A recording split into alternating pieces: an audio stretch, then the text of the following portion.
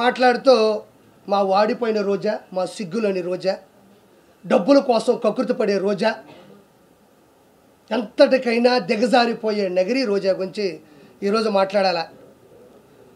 నిజంగా చెప్తా ఉన్నా, ఒక రోజుకి 75 లక్షల రూపాయలు వైవి సుబ్బారెడ్డి నగిరి రోజా కలిసి షేర్ చేసుకున్నారు. ఇది వాస్తవమైన పాట, మీరు కూడా షాక్ అవుతారు. 75 లక్షల రూపాయలు తిరుమల తిరుపతి దేవస్థానంకి గూడ్స్ బండి ఒకటి వేసుకెళ్తుంది. నా అంతటి లేదు తాళ్ళపాక అన్నమయ్య, ఆయన ఎట్టలేడు కింద నుంచి. మీరు అన్నమయ్య సినిమా చూస్తే నాగార్జున గారి క్యారెక్టర్ అది, తర్వాత రోజా క్యారెక్టర్ అది. వెళ్ళి రోజుకి 75 లక్షల రూపాయల వైవి సుబ్బారెడ్డి రోజారెడ్డి ఇద్దరు కలిసి పంచుకున్నారు. ఆ తర్వాత ఈ మనిషి ఏది పేపర్లో రాసిస్తే అదే చూసి చదవడం అనేది రోజాకి బాగా అవసరం. నిన్న కూడా మాట్లాడుతూ ఉంది, నేను ఒక తిరుపతి అమ్మాయిగా అనింది. మా అమ్మ వయసు ఉంటుంది ఆవిడికి, మా అమ్మ వయసు రోజాకు ఉంటుంది, తిరుపతి అమ్మాయి అంట. ఇంకా మీకు వయస్సులు కావాలా, నాజూకుతనాలు కావాలా? ఇదేమి కర్మ ఇది? ఇప్పుడు ఒకరిని ఆంటీ అంటాం, ఒకరిని అమ్మాయి అంటాం, ఒకరిని చిన్న పిల్ల అంటాం, ఇంకొకరిని వృద్ధురాలు అంటాం, వృద్ధాప్యం అంటాం, వయసుకు వచ్చింది అంటాం. ఇది మామూలుగా మనం మాట్లాడే మాటలు. ఈవిడ అమ్మాయి అంట. మా అమ్మ వయసు ఉంటుంది 2 సంవత్సరాలు, మా అమ్మ కన్నా పెద్ద ఉంటావు నువ్వు. ఓబరకాయ మొహం వేసుకొని నేను తిరుపతి అమ్మాయిని అంటే, తిరుపతి అమ్మాయి అనేది ఏమన్నా ప్రొఫెషనలా? అది ఏమన్నా కోర్సా? నువ్వు అమ్మాయి అని చెప్పడం వల్ల నువ్వు సంపాదించిన 3,000 కోట్ల రూపాయలు ఏమన్నా నిలవన కనబడకుండా పోతాయా? లేకపోతే ఈరోజు ఇష్యూ వచ్చిన తర్వాత నువ్వు అమ్మాయి అని గుర్తుకొచ్చిందా? నువ్వు ఏ రోజైనా ఓకే నగిరి రోజా అమ్మాయి నేను ఒప్పుకుంటున్నా. ఏ రోజైనా నీ అమ్మాయి అనే దాంట్లో ఆడతనం జనాలకు అర్థమైందా? నువ్వు ఆడ మనిషిలా ఏ రోజైనా మాట్లాడినావా?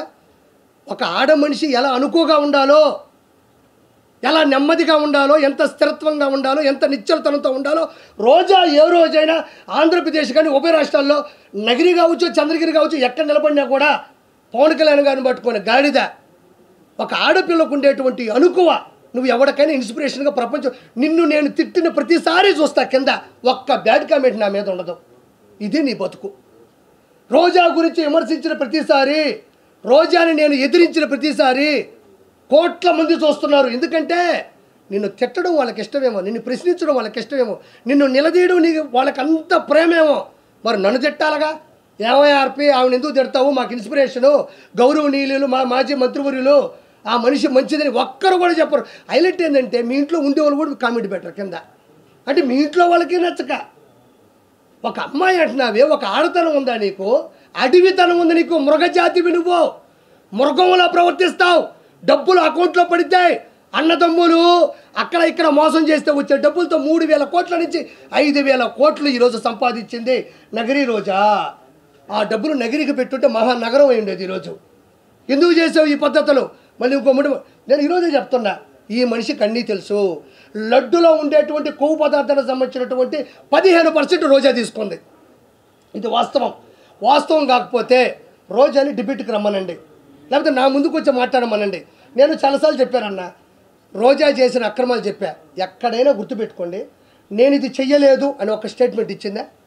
రోజా ఎక్కడైనా నేను 3,000 కోట్లు సంపాదించలేదు, ఇసుక మాఫియా చేయలేదు, ఎర్రచంద్రం శేషాచలం అడవుల్లో ఎర్రచంద్రం కరుణాకర్ రెడ్డి, వైవి సుబ్బారెడ్డి, ధర్మారెడ్డి, జవహర్ రెడ్డి, జగన్మోహన్ రెడ్డి, వీళ్ళందరూ పెద్దిరెడ్డి రామచంద్రారెడ్డి, మిథున్ రెడ్డి, వీళ్ళందరూ పంచుకుంటుంటే అన్నా నాకు 4 చెట్లు అన్నా. ఇది కానీ నా 4 దిక్కుల్ని మొక్కే దేవుడు ఆయన, 4 దిక్కులకి మొక్కు ఆయన. అలాంటి వ్యక్తి శేషాచలంలో ఎర్రచందనం ప్రకృతి వనం, అది ప్రకృతికి సంబంధించినటువంటి సంపద, అది నాకు సంబంధం లేదని రోజా అల్లా. నేను ఈ లెక్కని చెప్తే 5,000 కోట్లు దాటిపోయింది. ఇప్పుడు నేను చెప్పిన లెక్కనైతే ఎర్రచంద్రం 5,000 కోట్లు దాటిపోయింది. నేను ఒక మాట మాట్లాడింది, చంద్రబాబు నాయుడు గారు ఆయన హయాంలో మర్డర్లు, హత్యా రాజకీయాలు ప్రిపేర్ చేస్తున్నాడు అనింది. నేను రోజాన ఒకే ఒక క్వశ్చన్ సూటిగా మాట్లాడుతున్నా. చంద్రబాబు నాయుడు గారు మనుషులు చంపే వ్యక్తిత్వం ఉంటే, హత్యా రాజకీయాలు చేసే పనే ఉంటే ఎంతో కొంత పైపుడుతూ చేయాలి, మనుషులు పెట్టాలి. కాబట్టి మొన్న విజయవాడ విషాద విపత్తులో 30 లక్షల మంది జనాలు ఇళ్లలో వరదలో చిక్కుకుపోయి ఉంటే, అందులో టీడీపీ వాళ్ళు ఉన్నారు, వైఎస్ఆర్సీపీ వాళ్ళు ఉన్నారు, బీజేపీ వాళ్ళు ఉన్నారు, సిపిఎస్సీపీ వాళ్ళు కూడా ఉండొచ్చు. నిజంగా వాళ్ళు వైఎస్ఆర్సీపీ వాళ్ళు చంపేయాలి, హత్యా కుట్రలు చేయాలి, కక్షపూరితోటి రాజకీయం చేయాలనుకుంటే కేవలం వైఎస్ఆర్సీపీ వాళ్ళకి ఆహార ఆహార పొట్లాలు, నీళ్ళ పొట్లాలు, గ్యాసు సిలిండర్లు, నిత్యావసర సరుకులు ఆపేస్తే సరిపోతుందిగా. ఓవరాల్గా 10 రోజులు పట్టింది కదా జనాలు ఇంట్లో నుంచి బయటికి రావడానికి. వాళ్ళ ఇళ్ళలో కూడా చిన్నపిల్లకాయలు ఉన్నారు, పాల ప్యాకెట్లు కావాలా, కరెంటు పోయింది, కొవ్వొత్తులు కావాలా, తినడానికి ఆహార పదార్థాలు, తాగడానికి పొట్లాలు కావాలా. 4 కార్యకర్తలను పిలిపించి ఇక్కడ ఎవరు వైఎస్ఆర్సీపీ వాళ్ళు అంటే ఖచ్చితంగా లిస్ట్ ఇస్తాడు. కాబట్టి ఇమ్మీడియట్గా వాళ్ళందరికీ ఇవన్నీ ఆపేస్తే హత్య రాజకీయం కూడా చేయక్కర్లేదు. వాళ్ళ పాటు గోళ్ళే పోతారు కదా, ఆకలితో దప్పికలతో అలమటించిపోయి కుంగి కృషించి నశించి పోతారు కదా. 10-15 రోజులు ఎవరు బతకలేరు.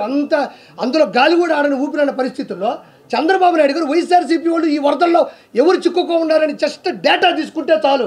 హత్యా రాజకీయాలు చేయాల్సిన అవసరం చంద్రబాబు నాయుడు గారికి ఎందుకు? జస్ట్ వరదల్లో కొట్టుకుపోతారు, లేకపోతే ఇళ్లలోనే చచ్చిపోతారు. పోనీ చంద్రబాబు నాయుడు గారు పెద్ద మనసుతో ఎన్ని చేశాడు. కేవలం రోజా మీరు అంటే నీకు నగిరిలో వరదలు రానక్కర్లే, విజయవాడలో కూడా వరదల్లో వైఎస్ఆర్సీపీ వాళ్ళు చిక్కుకున్నారు కదా. ఒక్క నా బట్టైనా వైఎస్ఆర్సీపీలో కోట్లు సంపాదించిన ఒక్కడైనా నెలలోకి దిగి ఈరోజు రోజా తిరుమల కొండ మీదకి వెళ్తే ఎవరైనా ఆపారా? మొన్నే పోయింది ఒక వారం క్రితం. ఎవరైనా ఆపారా? అక్కడే ఆపంది, అధికారం వచ్చేది అక్కడే ఆపంది. నువ్వు నీళ్ళల్లోకి వెళ్ళి ప్రజలకు సేవ చేస్తుంటే ఎవడు ఆపుతాడు నిన్ను ఆపే అంత పరిస్థితి ఎక్కడుంది? ఎవరి పాటికి వాళ్ళు నీళ్ళలో కూర్చొని ఈదుకుంటా 10 మందికి సాయం చేస్తుంటే నువ్వు ఇంకో వైపు పో, వాళ్ళు ఇంకో వైపు పోతారు. ఆహార పొట్లాలు తీసుకోండి. ఎంతసేపు ఎవరైనా చచ్చిపోతే బాగుండు. చంద్రబాబు నాయుడు గారు వాళ్ళకి ఏమీ చేయలేకపోయినాడు. పొరపాటున మనం ఏమన్నా మేలు చేస్తే 10 మంది బతికేస్తే చంద్రబాబు నాయుడు గారు అకౌంట్లోకి వెళ్ళిపోద్దా? లేకపోతే మనం సేవ్ చేస్తే ఇప్పుడు శవాలు దొరకవు. బతికించడానికి సవాల్ ఇచ్చేది చంద్రబాబు నాయుడు గారు అయితే చచ్చిపోయిన శవాలు నేర్చుకునేది జగన్మోహన్ రెడ్డి, అతని క్యాబినెట్ మినిస్టర్లు, అతని ఎమ్మెల్యేలు. అంటే నేను రోజా గురించి చెప్పేది అదే, సిగ్గు